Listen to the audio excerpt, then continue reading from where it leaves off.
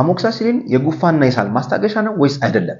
በጣም ብዙ ሰዎች ልክ ጉፋን ሲይዛቸው ወይም ደግሞ ጉሮሯቸው ላይ ሲከረክራቸው ወይም ሳል ሲይዛቸው ቀጥታ እንደ ማስታገሻ የሚጠቀሙት አሞክሳሲሊን ነው። አዋቂዎችም ለህፃናትም ብዙ ፋርማሲስቶችም ሳል ሲኖረው ለብዙ ሰው አሞክሳሲሊን እየሰጡ ነውና ይህ ነገር ትክክል ነው ወይስ አይደለም? ሰላም እንዴት ናችሁ? ዶክተር ፋሲል መንበረ እባላለሁ። የህፃናት ስፔሻሊስት ሐኪም ነኝ። ዛሬ ስለ ጉፋንና የቤት ውስጥ ማከሚያ ዘዴዎች ይዤላችሁ ቀርብ ያለው ዋና 5 መፍትሄዎችን እነግራችኋለሁ።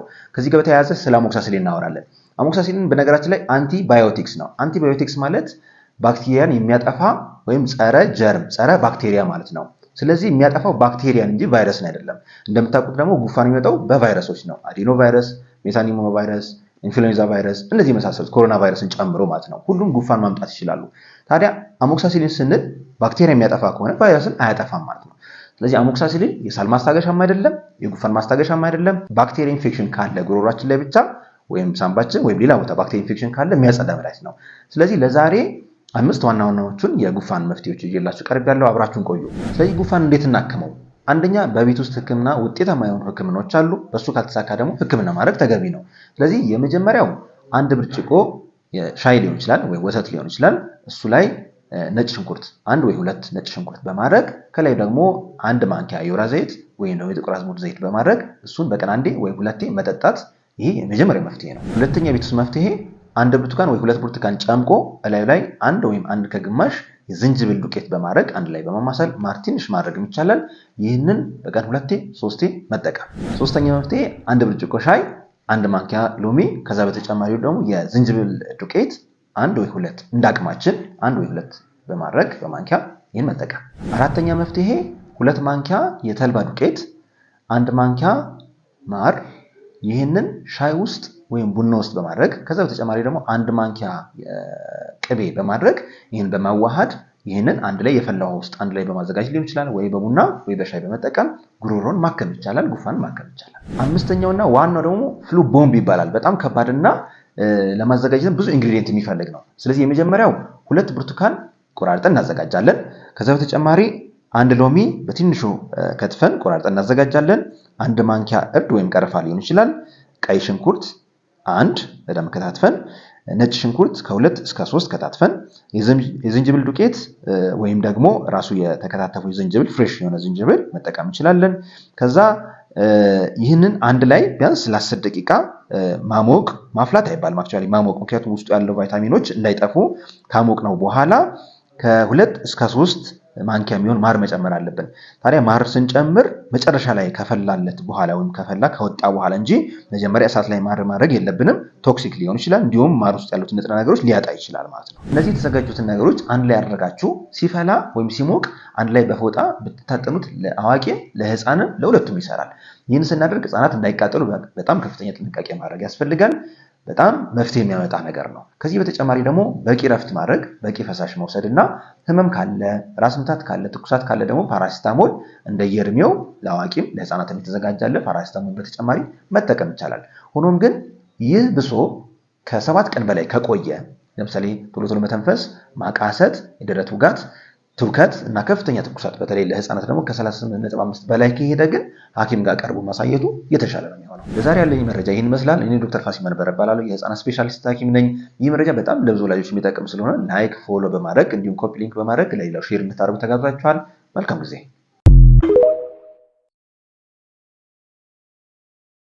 ወላጆች ልጆቻችሁ ብሩህና ፈጣን አእምሮ ባለቤት እንዲሆኑ ይፈልጋሉ? እንግዲያውስ ለዛሬ ዋና የሚባሉ 7 ንጥረ ነገሮችን ይዤላችሁ ቀርቤያለሁ። እነዚህን የተመገቡ ህፃናት የተሻለ የአእምሮ ብቃት ይኖራቸዋል። ሰላም እንዴት ናችሁ? ዶክተር ፋሲል እባላለሁ። የህፃናት ስፔሻሊስት ሐኪም ነኝ። ለዛሬ ለህፃናት የሚሆኑ ለአእምሮ እድገታቸው በጣም ወሳኝ የሚባሉ የምግብ አይነቶችንና ንጥረ ነገሮችን ይዤላችሁ መጥቻለሁ። አብራችሁን ቆዩ። ስለዚህ ህፃናት አእምሯቸው እንዲያድግ በጣም ብዙ ነገር ያስፈልጋል። የአካባቢያችን የቤተሰብ እርዳታ፣ ፍቅር መስጠት፣ አግባብ ያለው የሆነ አስተዳደግ በጣም ወሳኝ ነገር ነው። ከምን በላይ ደግሞ የሚመገቡት ምግብ ደግሞ በጣም መሰረታዊ የሆነ ነገር ነው። ስለዚህ ከምግቦች ደግሞ መሰረታዊ የሚባሉ ንጥረ ነገሮች አሉ። 7 ዋና ንጥረ ነገሮች። እነዚህ ንጥረ ነገሮችን ያገኘ ልጅ አእምሮ የተሻለ የአእምሮ ብቃት፣ የማስተዋል ብቃት፣ የማስታወስና የመናገር ብቃቱ የተሻለ ሊሆን ይችላል ተብሎ ይታሰባል፣ በህክምናው ማለት ነው። ስለዚህ የመጀመሪያው የንጥረ ነገር አይነት ኮሊን ይባላል። ኮሊን የሚባለው ንጥረ ነገር የጭንቅላት ነርቮች ወይም ኒውሮንስ የምንላቸው አንዳቸው ከአንዳቸው ጋር ያላቸውን ግንኙነት ፈጣን እንዲሆን የሚያደርግ አሲታይል ኮሊን የሚባል ሆርሞን እንዲያመርት የሚረዳ ንጥረ ነገር ነው። ይህን ደግሞ ከእንቁላል፣ ከአሳ፣ ከስጋ እንዲሁም ደግሞ ከአበባ ጎመን፣ ብሮኮሊ እነዚህ ነገሮች በአግባቡ የምንጠቀም ከሆነ ልጁ አሲታይል ኮሊን የሚባል ሆርሞን የበለጠ ያመርታል ማለት ነው። የተሻለ የአእምሮ ብቃት ይኖረዋል ማለት ነው። ሁለተኛው የምግብ አይነት ኦሜጋ 3 የያዙ የምግብ አይነቶች ናቸው። እነዚህም በዋነኝነት ደረጃ እንደምታውቁት አሳ እና የአሳ ዘይት፣ የአሳ ስጋ እነዚህ መሳሰሉት ሲሆኑ ከዛ በተጨማሪ ደግሞ ለውዝና ተልባም ይህንን ኦሜጋ 3 የያዙ ምግቦች ናቸው። ኦሜጋ 3 አእምሯችን በተለይ ሴሎች የአእምሮ ሴሎች ማለት ነው ከላይ ያሉ ሽፋናቸው ትክክለኛ እንዲሆንና ሽፋናቸው ከተሸፈነ ፈጣን እንዲሆኑ ይረዳቸዋል። ስለዚህ ማይሊኔሽን ይባላል። ይህ የማይሊኔሽን የሽፋን ስራ ፈጣን እንዲሆን ኦሜጋ 3 የሚባለው ወይም ዲኮክሳሄክሲኖይክ አሲድ የሚባለው የኦሜጋ 3 አይነት በጣም ወሳኝ ነገር ነው። ሶስተኛው አይረን የሚባለው ንጥረ ነገር ነው። አይረን እንግዲህ ከብዙ ምግቦች ይገኛል። ከፍተኛ የሆነ አይረን ያላቸው የሚባሉት ምግቦች የጉበት ስጋ፣ ቀይ ስጋ፣ የኩላሊት ስጋ እና እንዲሁም ደግሞ እንቁላል ናቸው። ከዚህ በተጨማሪ ደግሞ በተወሰነ መልኩ የጣሳ ወተት ውስጥም ይገኛል። ሆኖም ግን የላም ወተት ውስጥ ዝቅተኛ የሆነ አይረን ነው የሚገኘው። ስለዚህ እነዚህ አይረን ጥሩ ሶርስ የሚባሉ ሲሆን ከዛ በተጨማሪ ደግሞ ከአትክልቶችም ይገኛል። ለምሳሌ ከጎመን፣ ቆስጣ፣ ሰላጣም ሊገኝ ይችላል። ተጨማሪ ደግሞ ሌጊዩምስ የምንላቸው እነ ባቄላ፣ አተር የመሳሰሉትም ውስጣቸው አይረን አለ። በተጨማሪ ደግሞ ቀይ ጤፍ ከፍተኛ የሆነ አይረን ውስጡ የያዘ ነው ማለት ነው። ስለዚህ እነዚህን ልጆች በተለያየ ፎርም እንዲበሉ ማዘጋጀት ተገቢ ነው ማለት ነው። አራተኛው ንጥረ ነገር ፎሌት ይባላል። ፎሌት አንድ ህፃን ገና ከተጸነሰበት ጊዜ ጀምሮ አዋቂ እስከሚሆንበት ጊዜ ለአእምሮ እድገት በጣም መሰረታዊ ነገር ነው። ፎሌት በመጀመሪያዎቹ አንድ ልጅ ከተጸነሰ በመጀመሪያዎቹ ከ1 ሳምንት እስከ 3 ሳምንት ባለው ጊዜ የአእምሮ ሴሎች በትክክል እንዲመሰረቱ እንዲሁም የአእምሮ ኒውሮሌሽን የሚባል የራሱ የሆነ ፕሮሰስ አለው። እዛ ፕሮሰስ ላይ የአእምሮ ቱቦዎች በአግባቡ እንዲዘጉ ሰዓታቸው ጠብቀው እንዲዘጉ የሚያደርግ ንጥረ ነገር ነው። ስለዚህ ይህ ፎሌት የሚባለው ንጥረ ነገር በሰዓቱ አንድ ልጅ ካላገኘ የጀርባ እብጠት ወይም ስፓይናል ቢፊዳ የሚባለው ነገር ሊፈጠርበት ይችላል። ያ ማለት ገና እናትየዋ እርጉዝ ሆና ማለት ነው። ከተወለደ በኋላ ደግሞ ፎሌት ያላቸው ንጥረ ነገሮችን እንዲሁ ማግኘት አለበት። በዋነኝነት ፎሌት የሚገኙበት ምግቦች አንደኛ አቮካዶ፣ አረንጓዴ አትክልቶች ቅድም የዘረዘርናቸው ቆስጣ፣ ሰላጣ፣ ጎመን የመሳሰሉ አተር፣ ምስር እነዚህ የመሳሰሉትን ነገሮች በተለያየ ዝግጅት አንድ ህፃን ማግኘት አለበት ማለት ነው። ከዛ በተጨማሪ ደግሞ ከአጃም የሚገኝ ንጥረ ነገር ነው። ቅድም የዘረዘርናቸው እነ ጎመን፣ ቆስጣ፣ ሰላጣ እነዚህ የመሳሰሉት ጥሩ አይረን አላቸው። ከዛ በተጨማሪ አይረን፣ ምስር እንዲሁም ደግሞ የፍስክ ምግቦች በተለይ ደግሞ ወተት የተሻለ አይረን ያለው እንዲሁም በተጨማሪ እንቁላል ላይ የሚገኝ ንጥረ ነገር ነው። ስለዚህ እነዚህን ህፃናት ቢያገኙ የተሻለ የአእምሮ ብቃት ይኖራቸዋል ማለት ነው። ሌላው ዚንክ የሚባለው ንጥረ ነገር ለአእምሯችን የማሰብ የማሰላሰል እንዲሁም የማስተዋል ብቃቶች በጣም ከፍተኛ የሆነ እርዳታ የሚያደርግ እና ለጭንቅላት ነርቮች የሚያበረታታ አይነት ንጥረ ነገር ነው። ይህን እንግዲህ ከአጃ ማግኘት ይቻላል፣ ከባቄላ እንዲሁም ከሌሎች ከአዝርት እህሎች በከፍተኛ መጠን ማግኘት ይቻላል። ስለዚህ እነዚህም በምጥን መልክ በገንፎ መልክ እያዘጋጁ ለህፃናት መስጠት በጣም ወሳኝ ነገር ነው ማለት ነው። ሌላው አእምሮውን የሚያነቃ ነገር ወይም ለአእምሮ እድገት በጣም ወሳኝ የሆነ ነገር አዮዲን ነው። አዮዲን ከጨውም ይገኛል፣ ከወተትም ይገኛል፣ ከሌሎች ንጥረ ነገሮችም ይገኛል ከአሳ ጨምሮ ማለት ነው። ስለዚህ ከ1 ዓመት በታች የዓለም የጤና ድርጅት ብዙ ጨው እንዳንጠቀም ይመክረናል። ይሄ ደግሞ ምክንያቱ ምንድን ነው? የጣሳ ወተት ውስጥ ወይም የእናት ጡት ወተት ውስጥ ያለው አዮዲን በቂ ስለሆነ ነው። ከ1 ዓመት በኋላ ግን ጨው በአግባቡ መጨመርና በአግባቡ መጠቀም ተገቢ ነው፣ መጠኑን በማያልፍ ሁኔታ ማለት ነው። ሌላው የፕሮቲን እንግዲህ እስካሁን የዘረዘርናቸው ማይክሮኒውትረንት የምንላቸው ሲሆኑ ፕሮቲን የሚባለው ደግሞ ማክሮኒውትረንት ከሚባለው ውስጥ ይካተታል። ፕሮቲን ከስጋ፣ ከእንቁላል፣ ከአሳ እና ከሌሎች ከፍስክ ምግቦች አጠቃላይ ከወተት ጨምሮ የሚገኝ ሲሆን የጭንቅላት ሴሎቻችን እንዲያድጉ እንዲበለጸጉና ሽፋናቸው ትክክለኛ እንዲሆን ማይሊኔሽን የምንለው ፕሮሰስ ፈጣን እንዲሆን ያደርጋል ማለት ነው። እንግዲህ ወላጆች እነዚህ ምግቦች ለልጆቻችሁ ካቀረባችሁ የተሻለ የአእምሮ ብቃት ይኖራቸዋል። ይህ ግን መጀመር ያለበት ከእናት ከእርግዝና ወቅት ጀምሮ ነው። ልጁ 2 ዓመት 3 ዓመት እስከሚሞላው ድረስ እነዚህ ምግቦች በጣም ወሳኝ የሆኑ ምግቦች ናቸው። መልካም ጊዜ። እኔ ዶክተር ፋሲል እባላለሁ፣ የህፃናት ስፔሻሊስት ሐኪም ነኝ። እንግዲህ እንደዚህ አይነት የስነ ምግብ ምክሮችና እርዳታዎች ማግኘት ከፈለጋችሁ ከታች ባሉ ስልኮች ደውላችሁ ቀጠሮ ማስያዝና መታችሁ በአካል ማማከር ትችላላችሁ። መልካም ጊዜ።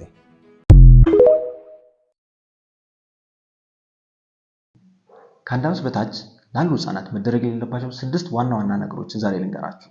እንዴት ናችሁ? ዶክተር ፋሲል መንበር እባላለሁ፣ የህፃናት ስፔሻሊስት ሐኪም ነኝ። ዛሬ ህፃናት ላይ መደረግ የሌለባቸው ዋና ዋና ነገሮችን በተለይ 6ቱን ዋና ዋና ነገሮችን ላወራችሁ መጥቻለሁ። የመጀመሪያው ህፃናትን በተለይ ከ1 ዓመት በታች ያሉ ህፃናትን ከንፈራቸው ወይም አፋቸው ላይ መሳም የለብንም። ምክንያቱም ምን መሰላችሁ? ህፃናት እንደኛ የበሽታ መከላከል አቅማቸው ጠንካራ አይደለም። እኛ አዋቂዎች በአፋችን፣ በከንፈራችን፣ በአፍንጫችን አካባቢ ብዙ ቫይረሶች፣ ባክቴሪያዎች አሉ። ለምሳሌ ቀላሉ ጉፋን ቫይረስ ሊሆን ይችላል። ስለዚህ ስንሰማቸው ህፃናትን በቀላሉ ቫይረስ ይጋባባቸዋል። ጉፋኑ ደግሞ ወደ ሌላ ነገር ሊሻገርባቸው ይችላል። ሌላው ምክንያት ደግሞ ሄርፒስ የሚባል ነገር አለ፣ ወይም ምች የምንለው በግራና በቀኝ አፋችን አካባቢ የሚያቆስለ ነገር። እሱ ካለብን ሄርፒስ የሚባለው ቫይረስ በቀላሉ ወደ ህፃናት በመሄድ ያ ደግሞ ከፍተኛ ጉዳት እነሱ ላይ ሊያደርስ ይችላል። ምክንያቱም የበሽታ መከላከል አቅማቸው ዝቅተኛ ስለሆነ ማለት ነው።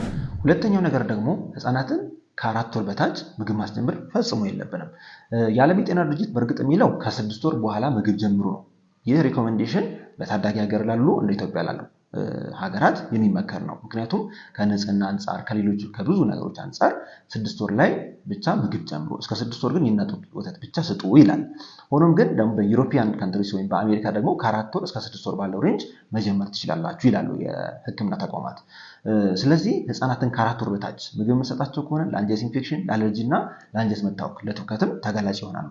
ስለዚህ ከ4 ወር በታች ማስጀመር የለብንም። እንዲሁም ከ7 ወር በኋላ መቆየት የለብንም። ከ7 ወር በኋላ ከቆየን ደግሞ ለሰውነታቸው የሚያስፈልገው ንጥረ ነገር ስለማያገኙ ሰውነታቸው ሊቀጭጭ፣ ሊቀነጭር እንዲሁም አይምሯቸው እድገቱን ሊቀንስ ይችላል ማለት ነው።